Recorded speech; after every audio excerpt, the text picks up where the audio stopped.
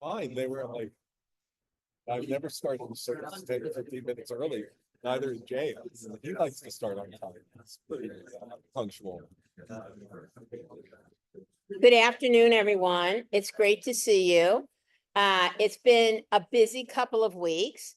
First of all, I would like to say that, I got to stay in this. I always make announcements. This morning, you received a link for last week's Paul Simon concert. So, and if you didn't get it and you're a member, please just email me and I'll be sure to get that to you. Also, we're always open for Shabbat here. And I said last week, if you want more of Cantor J, you should come on Friday night because then you'll have Cantor J. So our next adult enrichment will be January 5th, regular 9:30 start time. For Lox and Bagels. And Marla Goldberg from the Council for Jewish Elderly will be here on positive Jewish aging. And I'm sure she'll be super interesting. And today, I could introduce the introducer, but I think you all know Rabbi Sarada, and he will introduce our speaker. Great, thank you. Thanks, everybody. Thanks for coming out this afternoon. It's really nice to see you. Welcome to those who are watching from the distance. It's great to be with you as well. And it's really an honor, a joy, and a pleasure for me to introduce our speaker today, because I've known Rabbi Dr. Susan Marks for a long time, when she was neither rabbi nor doctor, actually. So let me start with the rabbi part. We were in rabbinic school together. And so we studied together for a couple of years in Los Angeles, and then both moved to New York to finish our rabbinic training in New York, and were ordained in the same year in 1988, which seems like an impossibly long time ago. And from that time, Susan went on and worked in congregational rabbinics for a while pursuing a PhD at the University of Pennsylvania. And that's where the Dr. Susan Marks comes into the picture. And for 20 years was a professor at New College in Florida. If you're not familiar with New College, I can tell you, growing up in Miami, Florida, the only school in Florida that I considered attending was New College. New College was the gem of liberal arts education in Florida for decades. And Susan is a part of that heritage. I now think of her a little bit as one of my Florida friends who are refugees from the state of Florida. But some of you actually may remember meeting Rabbi Dr. Susan Marks over the years, because whenever she came up to visit her mom, Louise, here, who lives in Highland Park, she would come to Torah study at Lakeside Congregation and then at Macomb, right? So just every now and then pop in, and it was always a joy to greet Susan and her husband, Bruce, who are now members of our community. And, that's an exciting part of the development too. So if I were just to read you, on all of Susan's publications and things like that, she wouldn't have time to speak this morning. But right. But, a fascinating list, just to look at the list of publications, to look at the list of topics that she's spoken on at congregations around the country, and particularly around Florida. They're really an enticing list of things to study. So I'm just so pleased to be able to introduce my friend, my colleague, my teacher, Rabbi Dr. Susan Marks.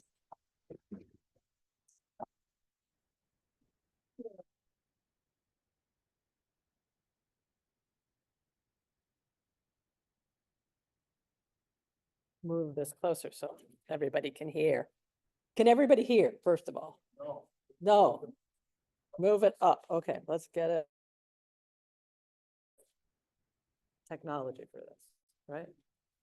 Nope, that's the other way around. How's that? Good. How's it? That's still good? Good. All right. Well, first of all, thank you all for having me here. Thank you, Ike, for that gorgeous introduction. And thank you, Vanessa, for arranging all this. It's such a treat to be a member of Macomb. I mean, you're Ike as well as Evan, as well as Jay, right? And then Jen and Alex have been very welcoming, and all of the board members, and Holly and Stacy, and I can go on and on, but thank you all.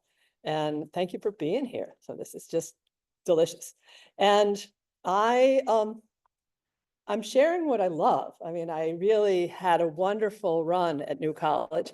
We have the best students in the world. So I got to learn all sorts of stuff from them, and I got to study all sorts of stuff. And one question leads to another. So this question of education, I was interested in looking at feasts, and then that led to education. And you'll get a little sense maybe later on why that was so.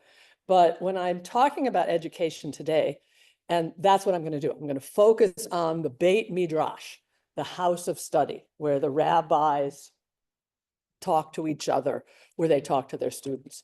What did that look like? And I'm particularly focused on the land of Israel. And why that? Because we don't know much. People know more about Babylonia, maybe not as much as they think, but that's another story. But really very little. So the challenge is, how do we find something?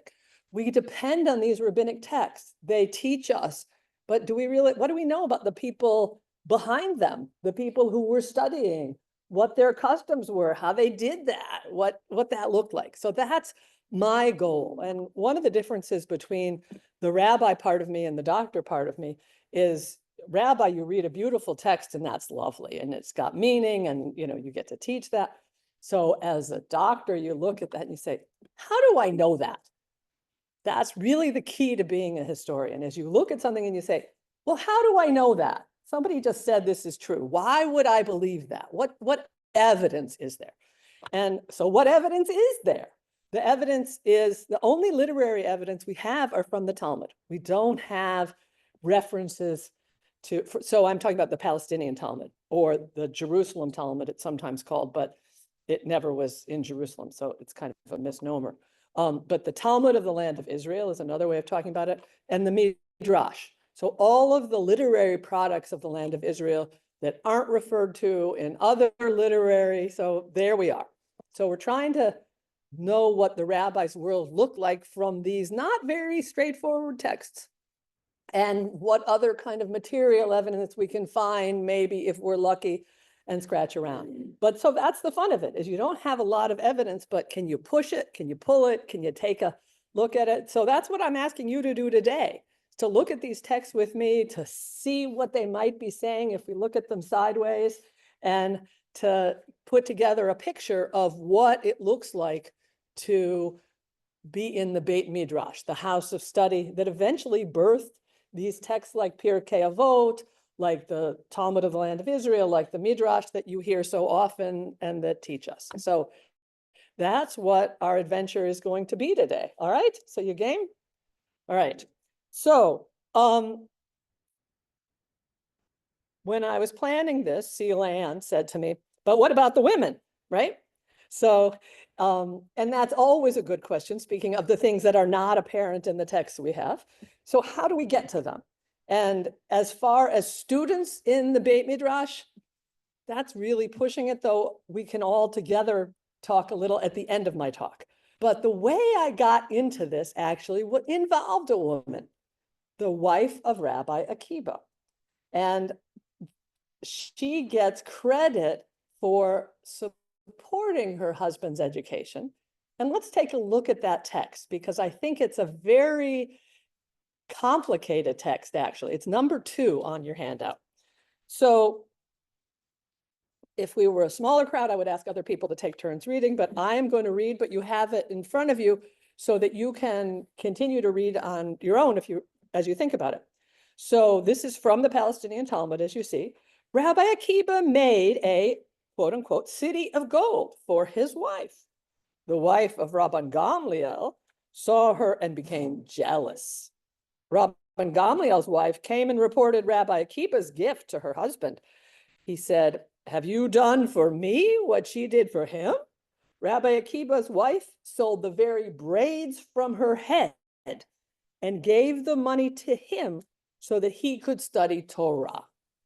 So here is a text that is saying Rabbi Akiba's wife gave so much of herself, or the braids off her head, so he could study, become a great teacher in the Beit Midrash. So What's a little suspicious about that? Anybody gone to education in this room, right? Higher education, paid for it for yourself, your children, your grandchildren, the braids off of your hair, how much is that gonna go for? Not so much, right? Yes? City of gold taken literally, or could it be symbolic? Well, the city of gold, that's very key. The city of gold is likely to be a crown, a city of gold crown. And there's different manuscripts getting further into the weeds. That's what scholars do. But there's also where it's called a Jerusalem of gold. So you have a couple different manuscripts.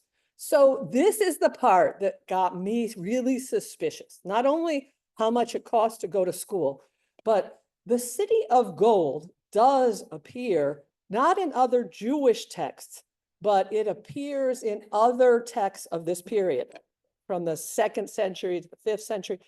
It appears on goddesses' head, like Cybele of Rome. You see a nice golden crown of a walled crown, basically. And that's true also of Tyche of Alexandria. And I included this lovely picture of Artemis of Ephesus. So if you've ever been to Turkey, that was Asia Minor, and been to Ephesus, you'll see various versions. But take a look at this crown. That is an impressive crown, is it not? But nice walled city crown, right? So, and again, there's different things in the museum and on display in Ephesus at different times. So I'm sorry if you didn't see it, but you know, Google around and you will see various versions of this. So why is Rabbi Akiba giving his wife a crown that is usually associated with a goddess, maybe a formal patronage kind of gift? Because that's why I included the next text. This is a text about Tatian, the daughter of Straton, number 5. Having erected the assembly hall and the enclosure of the open court with her own funds, gave them as a gift to the Jews. The synagogue, I'm sorry, that's a typo there. The synagogue of the Jews honored Tatian, daughter of Straton, son of Epedon, with a golden crown and the privilege of sitting in the seat of honor. So interesting, that's an interesting text for lots of reasons, right? So here you have a special seat for this woman who gave enough money to build all these pieces of the architecture, and she has a gold crown given her. So this is what you do when someone, you know, nowadays we put up plaques, right? Or you name the social hall or what have you, but this is an old tradition. Somebody does something that keeps your institution going and you make sure that they know you appreciate them. So we have this formal gift. We have goddesses wearing city crowns. So what I want to know is, really, did Rabbi Akiba really give his wife that crown? Or is there something fishy about this text that on one hand wants to honor her patronage, but on another hand wants to make sure that she's the little woman and that he is the one who's in power, right? It's a text that sort of give and take in an awkward kind of way. Doesn't it start to look awkward? It gets worse because there's lots of different traditions about Akiba. I didn't gather them all here because we only have, you know, an hour as opposed to 3 days, but she's very wealthy. She's from a very wealthy home, but her father doesn't like her choice of bridegroom. So he, you know, so now she's poor.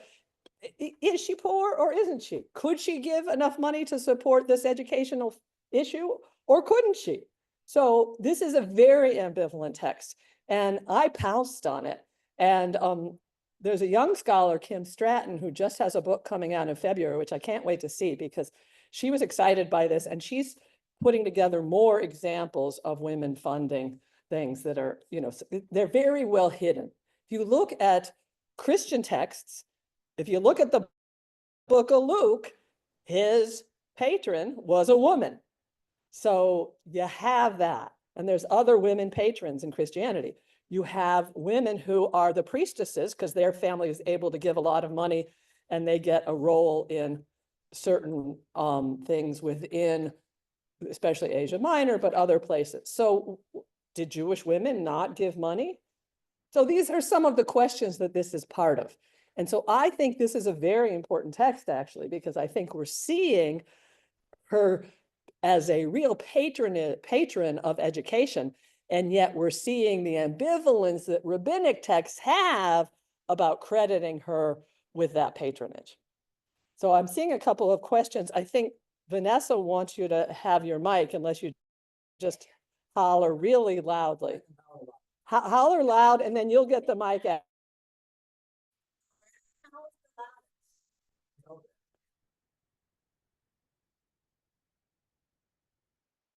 Let's go back to the very beginning.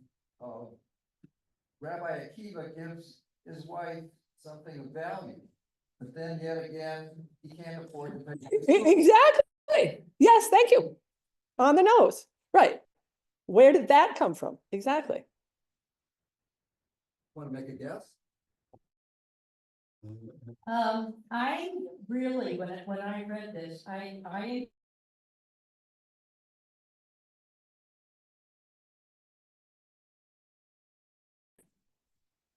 okay. My, okay, Right. giving it away.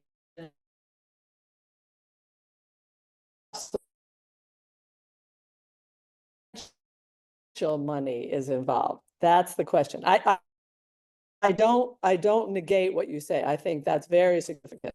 And again, we could be all day on this one text, but you know, I think there's a lot of push and pull in these traditions. I'm thinking that we shouldn't read this literally. She didn't give him the hair off her head, and he did not give her a crown of gold. They're showing their appreciation for each other and how they support each other. Right. So you could read that, except for the crown says patronage. And we know that he was a poor guy who suddenly is able to have lots of students. And so where does that power come from? So again, there's lots going on. We could do nothing but study this text all day long. So this is the last question here, because we're going to barrel forward. An obligation to her husband to do that. Well, again, so there's a lot of Akiba traditions about her dressed in rags and, you know, but they're from all these different places. So it's just hard to know. She definitely was encouraging him to study. There's stories of the night of their honeymoon where she says, you're smart, go and study. And she's living, you know, so we've got lots of traditions. It's hard to know which are what. But again, I'm just planting this seed. And so we're going to barrel forward. But what studying this text let me do was to think about what does it mean to education? And maybe that's a road in. As I say, we know very little, but what if we look at sources of support? So that's what I did. I looked at everything I could find that suggested communal support, that suggested personal gifts, that suggested fees by the students. And so this is another outlier, the only material evidence of a Beit Midrash we have is the one you have at the top of your first page. It's a beautiful inscription. So this is from the 5th century, probably. And it says, this is the Beit Midrash of Rabbi Eliezer HaKapor, who, by the way, lived a couple hundred years before. So if this is 5th century and he was 2nd or 3rd century, these are people who are remembering him. So it's the sort of like you have all these Leo Baeck schools that Leo Baeck may not have been part of, but you're honoring him. So maybe that's what's going on. And you can sort of see it. If you have any Hebrew, you can kind of poke around at that's why I included this picture and tried to make it as big as I could. So you see on right here, it says Kapor. And so here's Eliezer Kapor, and then here is where you say Zebeit Midrash Shel, you know, so you can poke around with that, with the ancient Hebrew if you want, but it's a beautiful inscription, right? Big, powerful. So this is, you know, kind of the idea of a big house of study that, you know, this is the outlier. We have nothing else like that. All the archaeology they have, all of the synagogue finds, zero other houses of study. This is it when it comes to material evidence for houses of study. So what we're looking at is a different kind of animal altogether.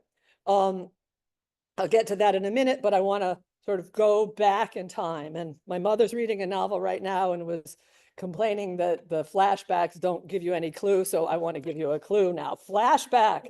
We're going to go earlier education, and we're also going to do younger education. So education was important to the Jews. We have a statement, and I think this is the number 3.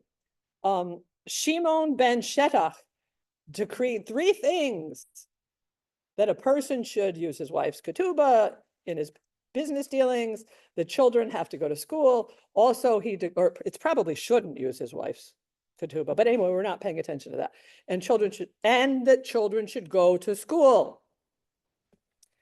He also decreed impurity for glassware. But so children to go to school.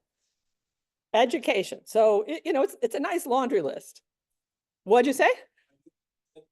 All those, three things, and 2 of them make sense to us, and the third doesn't apply. Right, exactly. But anyway, the going to school, you might think, oh yes, the Jews they value school. Yeah, and we pat ourselves on the back. Yeah, that's true. But you see the very same thing in Plato. Plato is quoting Solon. So I'm not as good at Solon, I guess it's with an O. But anyway, so this was what educated people talk to each other like in the ancient world. So you see it in Plato. And so the Jews were part of this larger culture.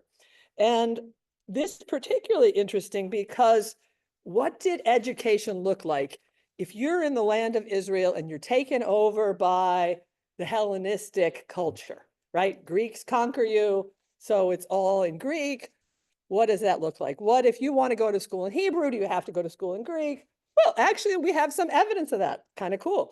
So the next text is the next text, which is number 6 now, because we've been jumping around. And please forgive me about that, but I wanted to have that big, lovely inscription at the beginning. So Josephus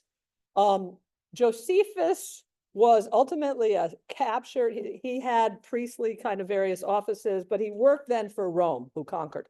So he was kind of the embedded journalist in the Roman War back in the beginning of the 1st century, or the middle part of the 1st century. So, well, probably beginning. But anyway, he is writing about those Jews who were unwilling to use foreign oil should receive a fixed sum of money from the gymnasiarchs. Those are a gymnasiarch is a school to pay for their own kind of oil. So it's a wonderful encoded text, right? Don't you feel a little like a spy? But anyway, so if you don't want to have Greek oil, you can have Hebrew oil. You can study Hebrew at school. You can get, there's money allowed by the empire so that there were schools that could teach in Hebrew. So this is interesting to see, right? So there were grammar schools, and they were run by the empire, and most of them were in Greek, but some of them were in Hebrew. So that gives us a little glimpse into, education barreling along then. But, and we'll see in just a couple minutes how imbricated the education for the younger and then the advanced education. Because what we're looking at now, when we look at the Beit Midrash, what do we mean when we say Beit Midrash? We mean where the rabbis studied. So this is not the education you had until you were 13. This is the education you had after you were 13. And so what that tells us is that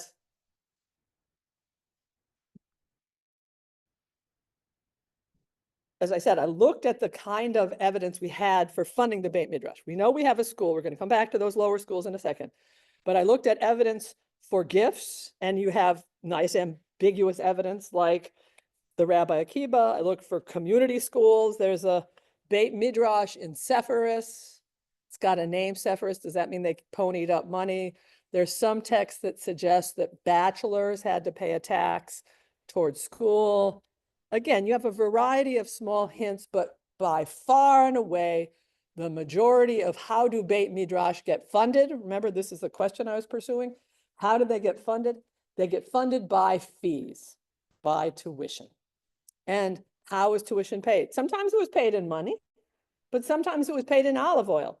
You need to have olive oil, and you need to have grapes for wine, and you need to have oil for fuel, for heat, for light. So there were lots of different ways that you could pay your teacher. And so I like this text here on number 7, because this is again a text that on one hand is about something entirely different, but on the other hand, it's kind of telling an interesting story about how teachers get funded, if we look at it with that in mind. Shimon ben Sherach was working with linen. His students said to him, "Rabbi, in order to make it easier for you, we want to buy a donkey. Then you will not have to work so hard." They went and they bought a donkey from a Saracen. A pearl was hanging on the donkey's neck. They came to the rabbi saying, "Because of this, you will not have to work anymore." The rabbi said to them, "Why?" They told him, "We bought this donkey and there's a pearl hanging on his neck." And he asked them, "Does the owner know about this?" They answered, No. And he told them, "Go and return it." So, a nice story about not taking advantage of people. The pearl belongs not to the rabbi, but to the person who sold the donkey. But the students, the part that interests me is, of course, not the part that interests, that has a nice moral. The part that interests me is they gave their teacher a donkey. Was this because they were wealthy and they could, or did they have to pay tuition? So we thought, okay, well, we'll give her, a donkey. This will cover the two of us for both semesters, and then we'll worry about next year. Again, I don't know the exact, but there is some sort of financial. So some of you, I bet, some of you had guitar lessons at your teacher's home, right? Or piano lessons or art lessons, right? Is that true? Or your kids went to, right? So we're familiar with homeschool things, but it's not ubiquitous in our mind, right? We think of school as institution, but I think the guitar lesson is the better model for what we have here. Really a house of study in a house. And that's why we don't have the archaeological evidence, because when it was found, it looked just like a house. So, that's what they have in earliest Christian looking for churches. They talk about house churches because they don't have any evidence for churches until the 4th century. So we don't have any evidence for Beit Midrash. So think house. And so if we chase that a little further, you're someone who's studying and you've been a student yourself and you feel like, okay, I'm going to put up a shingle, as it were, and give lessons. I'm going to have a Beit Midrash and people will come but it turns out that teenagers eat a lot, right? So you bring teenage boys and you got to feed them, right? So that it's not cheap to run a school. So, that's the balance. But I think it was a relatively small thing. And I want to share with you something I learned just last month. I was part of a seminar and I've just been rolling this around in my brain because it's just totally amazing to me. So there's a book called Spectacles of History that somebody was citing. And I had seen it, but I hadn't paid any attention to it because who wants to be, like big things? I'm not interested in spectacles. I'm interested in spectacles. It's this kind of spectacles. Spectacles of History is this kind of spectacles. And what it turns out, nobody ever stopped and thought, but the rabbis, once they hit, never mind my age, once they hit 20 years younger than me, they can't read anymore. They can't, they can be experts at Torah, but it's got to be in here because they can't read it anymore. Or they're dependent on their students because their students can read, right? So I just think that makes the relationship between teacher and student really different, doesn't it? I mean, there's a kind of dependency both ways. And how do you know if they're pulling your leg? And, so anyway, been thinking about that. So what I know from all my work with meals is that meals are very important. Think Passover, the sort of symposium like Plato, everybody's sitting around the meal and they're discussing important things. So there's a wonderful article by Israeli scholar, about halacha, the law that was generated by rabbis, really coming from meals. That the rabbis did a lot of their work at meals. So I suspect a Beit Midrash, there were tutorials at various parts of the day, but then just being at the meal with the adult scholars and being able to read for them because they couldn't read anymore, that was a lot of what's going on here. So, those are the images I think we have to start playing with and see if that unearths some new stuff. What I want to, as we start looking at these students, is I want to look one more time at the early schools, because that's going to be important because, I'll throw away the answer, but who's teaching at these lower schools? And so let's take a look first at what the lower schools look like. You have number 8 and number 9. You are asking me something which students recite in synagogue every day. So in other words, this is just a throwaway line. Little kids, they study at synagogue. So that's kind of interesting, right? All of us are used to thinking of synagogues connected with rabbis. But in this period, in the 2nd, 3rd, 4th, I don't know for how long, that's the big mystery for those of us who study rabbis, is that by the 7th century, when Islam took over, when there was Muslim conquest, they had the rabbis be the representative of the Jews. So by that point, the rabbis had lots of power. How much power did they have in the 2nd century, the 3rd century, the 4th century? Were they just one group of Jews among others? And that's probably what's going on. I mean, that's the challenge of looking at the ancient world. Who were these rabbis? One of the things that is really important to think about is that the synagogue were other Jews. The synagogue were Jews who cared about liturgy and not so much spending all their time studying. So that's kind of interesting, right? You've got the synagogue as one group, you've got the rabbis as another. They certainly talk to each other, but how much that overlap was, big mystery. So anyway, so the kids study in the synagogue. At synagogue Saturday, you worship. The rest of the week, the kids study there. And here's another one. You think that was a throwaway line. Here's one for another throwaway. A slave woman of Bar Pata passed by the synagogue. She saw the Bible teacher / scribe hitting a child more than necessary. I like that, more than necessary. It's necessary to hit the child, but not too much. But again, the purpose of this is not to say the synagogue. They throw that away. So enough of those is good evidence that the synagogue is where the students studied. And who is their teacher? This scribe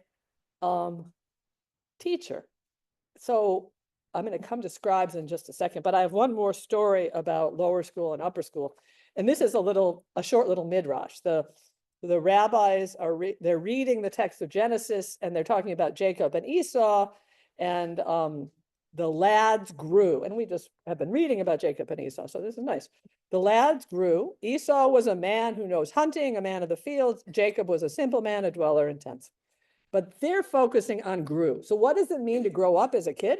It means you go to school. This is analogous to a myrtle and a thorn bush. They grew adjacent to one another. When they grew and blossomed, this one produced fragrance and this one produced thorns. So all 13 years, both of them would go to school and both of them would come from school. So they went to grammar school together. This one then went to the study halls, and this one would go to the house of idol worship. So, right? So we have these two guys and they have different fates, but they both went to grammar school together. So think about the teacher at these grammar schools. This scribe. Again, as I've been thinking about this, I looked at the who, what, where, right? The where, the synagogue, the house of study, the what, how, looking at the funding. But the who is really intriguing because you see references to poor students and references to the wealthier students not being particularly nice to the poor students. There's some tension there, though the nice moral stories have the rabbis on the side of the poor student, which is kind of nice. But the students that take a lot of ragging are the scribes. So why the scribes? Scribes used to be very important. Scribes at the time of the temple, they were related to the priesthood, right? So they copied Torah scrolls. They had a lot of yichus. They were very important.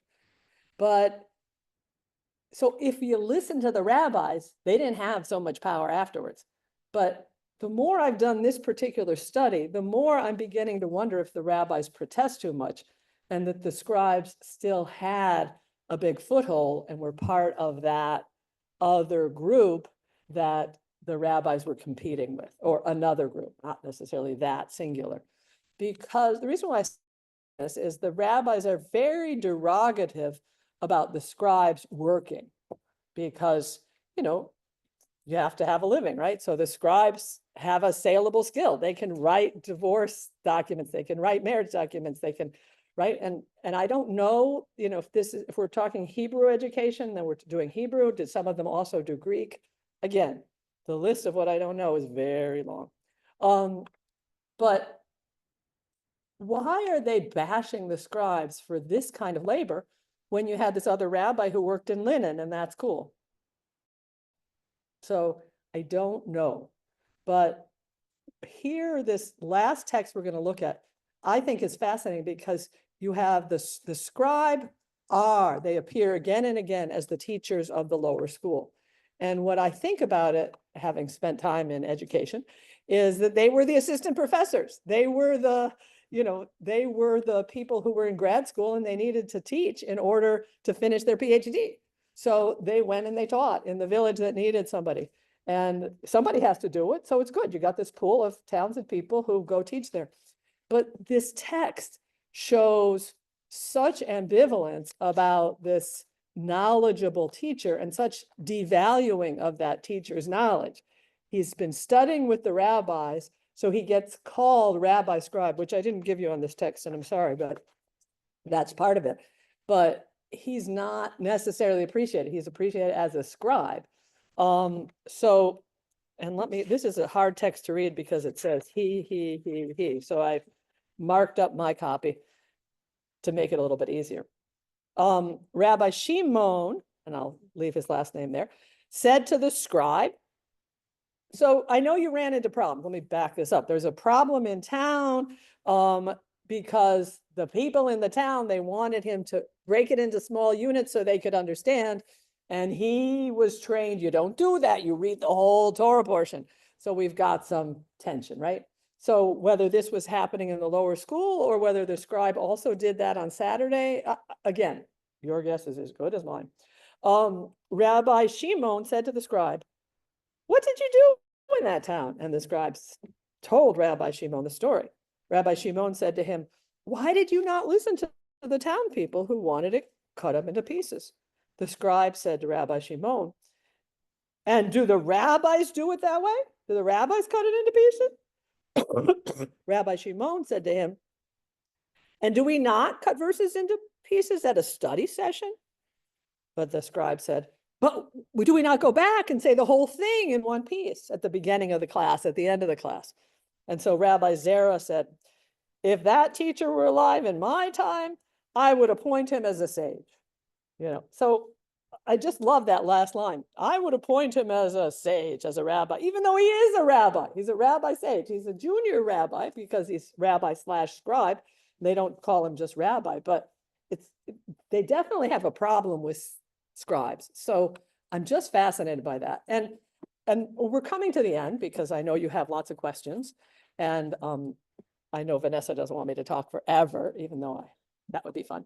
But if we're following the logic, if these scribes, where do they learn? Where does the scribe learn to be a scribe? So there has to be a scribe school somewhere. The rabbis never talk about a scribe school, but scribes are not just born out of the ground. So there's a scribe school. So then I'm starting to think of this marketplace, right? Where there's a lot of different schools. I have a study partner who looks at monastic education. So the people in the monasteries are studying similar things. They have kids and come and they learn and whatnot. So was this a marketplace? Could you decide well, I really like the monastery and it's the nearest and, they're going to learn Greek, which is going to do better for them than Hebrew right now. So why not send them there? I don't know how it worked. We don't know. And it's kind of fascinating, right? To see this Beit Midrash as part of a marketplace where there was a lot of different education.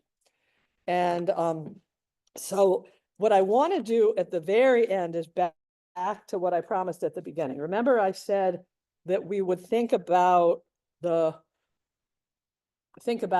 women at school. And I think the only way we can really get them into this learning, and it's not so far-fetched, is to think of them as the daughters of the house. Because if all this learning is happening at meals, now there certainly would have been some households where women did not eat with the boys. But I don't know if that's true of every household, because it's very clear at Passover that women are at the Seder also.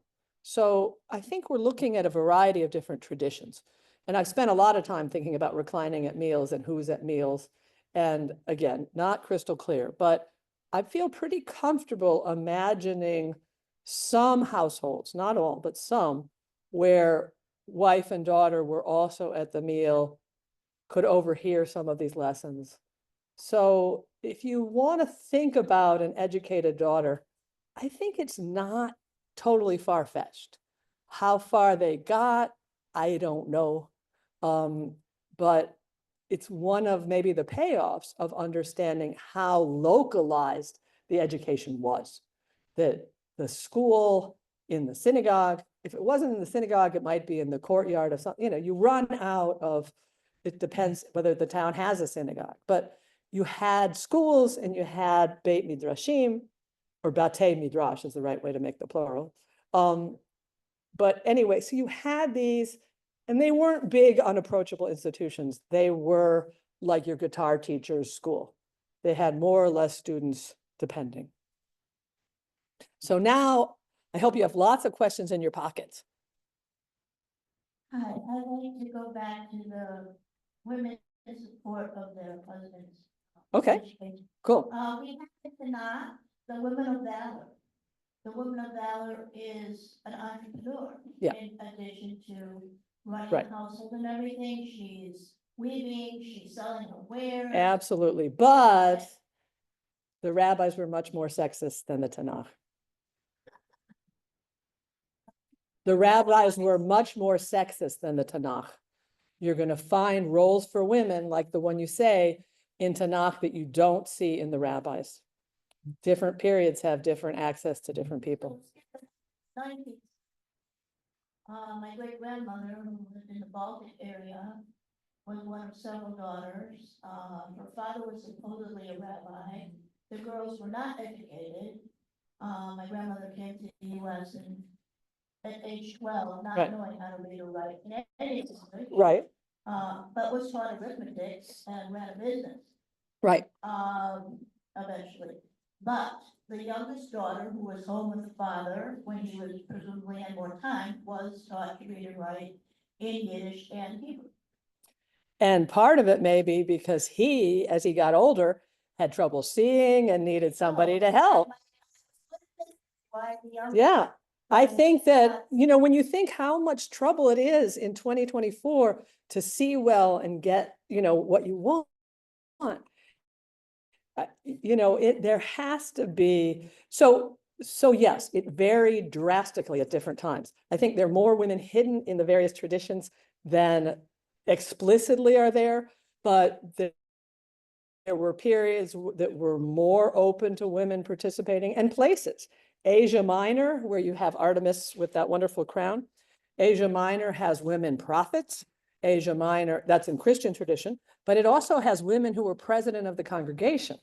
In Smyrna and elsewhere, you have these wonderful inscriptions. So in Turkey, there were more official roles for women than and the scholarship on that, by the way, is fascinating, because when those inscriptions were first found more than 100 years ago, the German archaeologists just figured it was like Frau Doctor.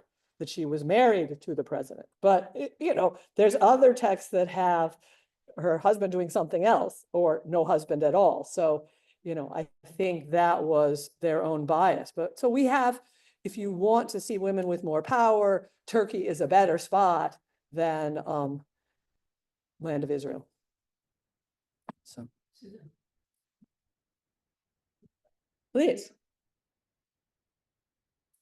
Number one, my impression is the women were, for better language, sort of a second-class citizens. It was a very patriarchal society.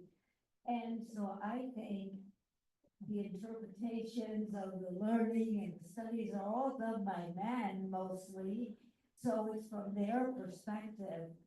And I think the women were relegated to other duties in the home, more domestic, and they were exposed to education, maybe vicariously through maybe meals or something. And I think that that's a very important factor that I'm not hearing in this discussion.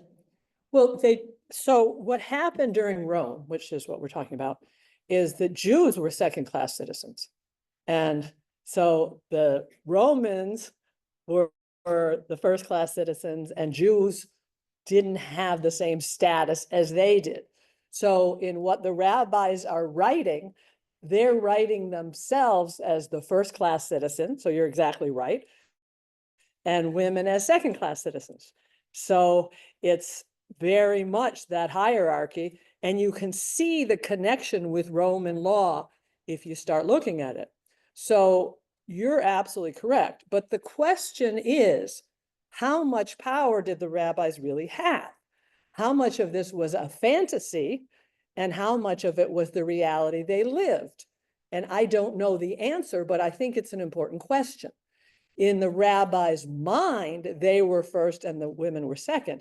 But we don't know what it looked like in the homes. We do know that, I mean, I know there would be a variety because you do have women at the Passover Seder. You do have. As actively participating, but I don't think you know that. I think you're right that the texts don't say it. remember, it's always the men that are doing the interpretation. Right, they're writing the text, but that may be their fantasy. That doesn't mean that that was what it looked like.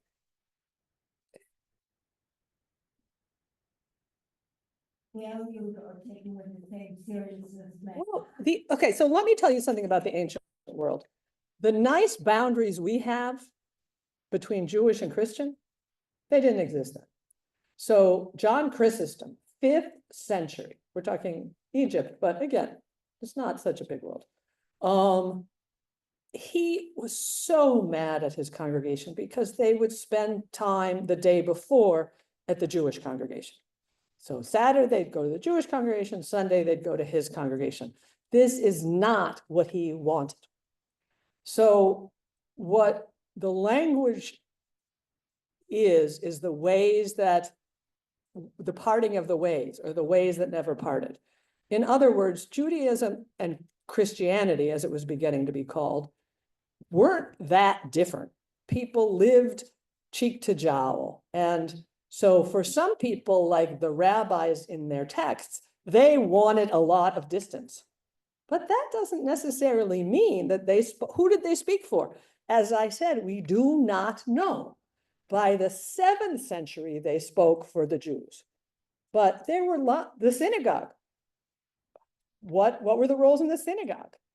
So it could be that the women in the rabbi's house got tired of being excluded and they went to the synagogue or they went to the church down the street. We don't know. There's a lot of reason to believe that these boundaries were pretty porous. They weren't what the rabbis wanted. You're absolutely correct. When you look at rabbinic texts, they're all about hierarchy and they're all about boundaries that aren't porous. But that doesn't mean that that's how people lived.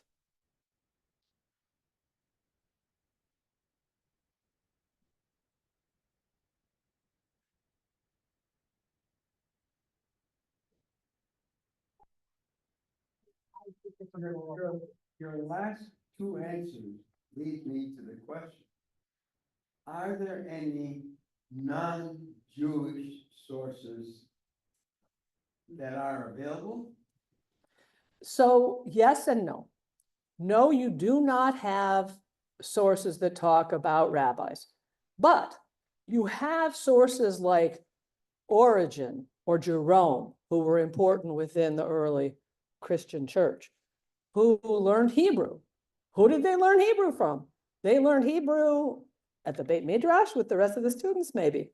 I mean, you have other sources that talk about having learned Hebrew, and they'd say they learned it from a Jew. Which Jew? How? What, you know, so I think there are clues, and that's what, so the difference between an ancient historian and a modern historian.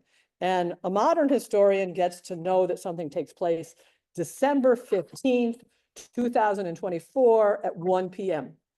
The ancient historian knows that something took place between the 2nd and the 4th century, right? It's a different game. And it would be nice to have an email from somebody who said, you know, I went to the Beit Midrash. We don't have that. So we do what we can with these sources that are more or less reluctant to cough up the evidence.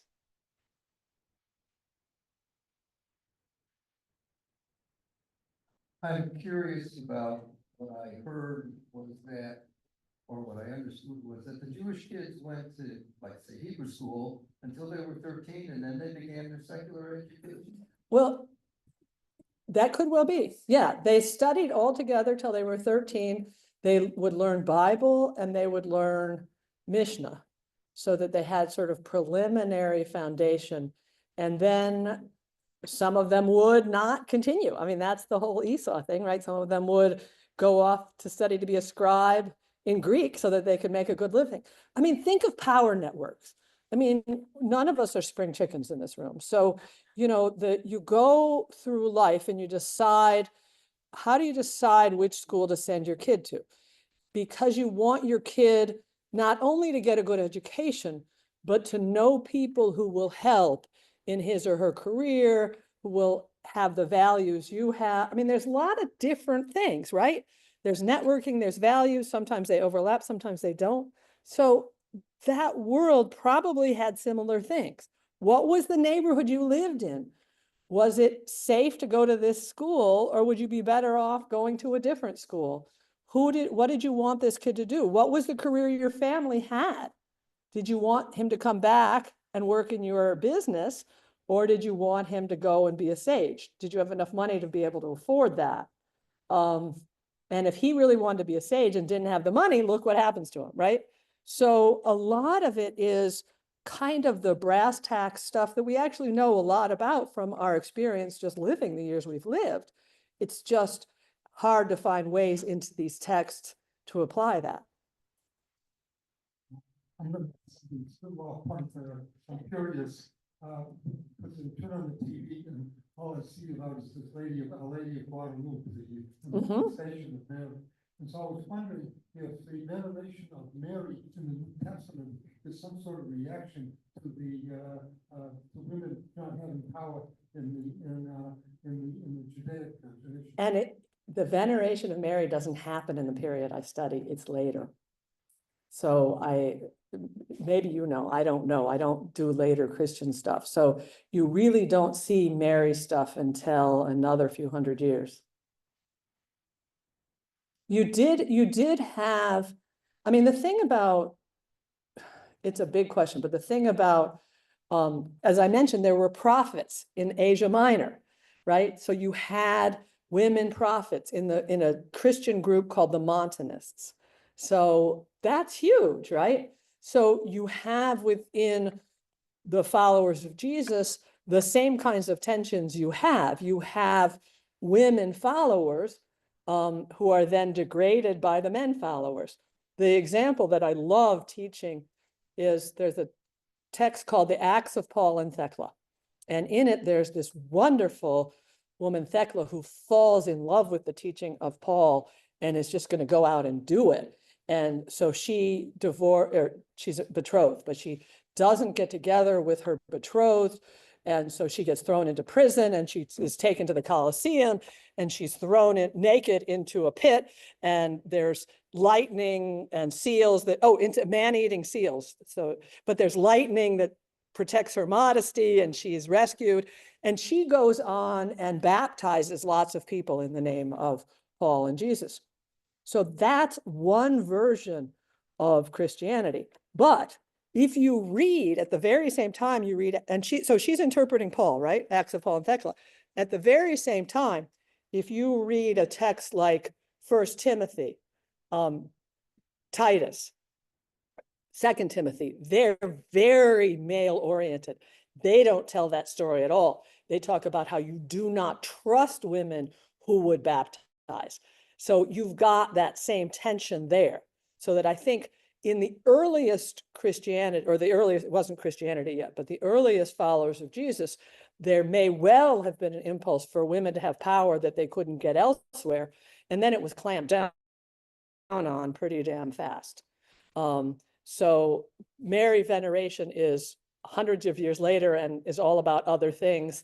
And you have to look at Muslim love poetry and other things to understand it. And that's way beyond my knowledge. But there's always been the tension between how much power should women have. And that's what I love about this Rabbi Akiba story, is that she had some power. They're not giving her that crown unless she's something like a goddess, something like a patroness, even though that story is not allowing that to be said explicitly. I just had a question about literacy in general. So you're talking about schools in a very early period. But Jews were known as the people that, were literate. They educated their children, whereas many other cultures did not routinely educate their children to read and write. And that gave Jews certain niche and training. Yeah, but you may be thinking more of medieval Europe. I mean, in terms of the...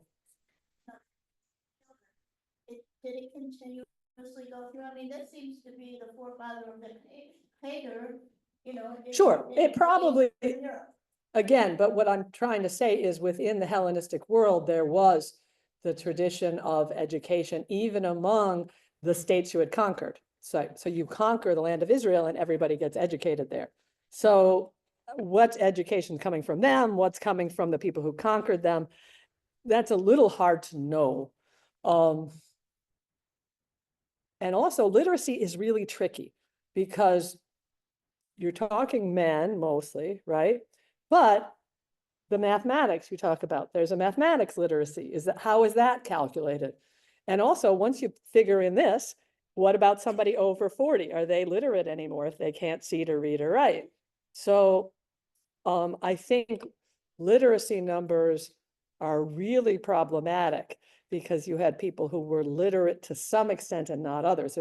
There's a great archive from the Judean desert of Babata. And Babata, she kept all her paperwork. So we have this great archive. And she signs her name with an X. So she wasn't quote unquote literate, but she and her representatives were heading down to the court in Jordan and suing things that were upsetting her about the way her family property was being handled. So even if she wasn't literate, she was pretty literate. So I think it's a very complicated term. No, it's an important question, but I think it's just something to be careful with when you see numbers. We're getting towards the end of our hour. So first of all, I want to give you a round of applause. Well, and thank you. And I'm sure if you have more questions, Rabbi Dr. Susan will be here to answer those questions. And I cannot help myself, but my next book for book club is going to be The Wayward Moon by Janice Weitzman. It's set in 854 and the golden age of Islam, and this woman and what happens to her. I don't want to give it away, spoiler alert. But this woman who has to go, she sees bad things coming towards her and she chooses a different life, and how hard that is. And I'll say Yentl. And it's a great book, and it's set in a different time. It's a Jewish book, not set during the Holocaust. That's another reason why I really like it. So thank you so much. And we'll see everybody, well, we'll see you, we're always open for Shabbat, but we will see you January 5th here with Marla Goldberg from Council for Jewish Elderly. If you have any questions, see me. Thank you. Yes, you can. Really. So let's Right, you can take a leave. I vote. gotta go turn it on.